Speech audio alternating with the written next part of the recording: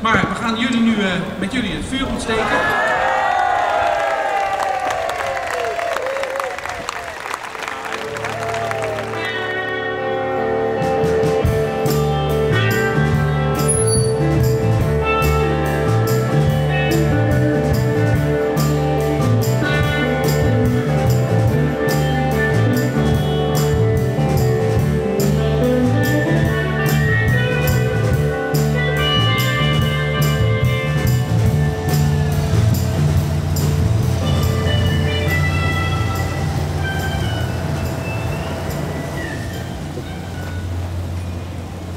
Hoe wie het? Ja, superleuk was het. Ja, spectaculair. Gewoon helemaal goed.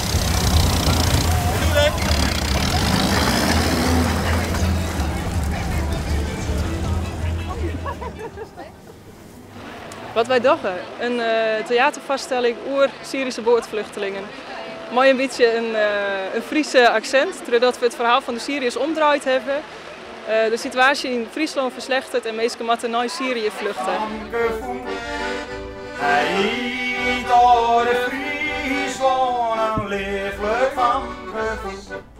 Nou, de twee Syriërs, hoe wie het verhaal gaat, want het is gebaseerd op hun verhaal. Die binnen de UATEC en het is mogelijk om met hen in gesprek te gaan, in een naaigesprek. En Toomba die begeleid had. En dan kan je hun vragen stellen over wat hun vlucht is en over hun verhaal. كانت تجربة كثير صعبة، كانت أكبر مغامرة بحياتي ويمكن مغامرة بيعيشوها الممثلين بالأفلام، بس أنا عشتها حقيقة وتعرضت حياتي للخطر وطبعا خسرت كثير من رفقاتي اللي كانوا معي بالرحلة، بس بالنهاية وصلت. Het was een van de moeilijkste dingen die hij heeft meegemaakt in zijn leven. Het was een film waar hij in zat en hij heeft veel vrienden verloren toen hij hier naar Nederland is gekomen.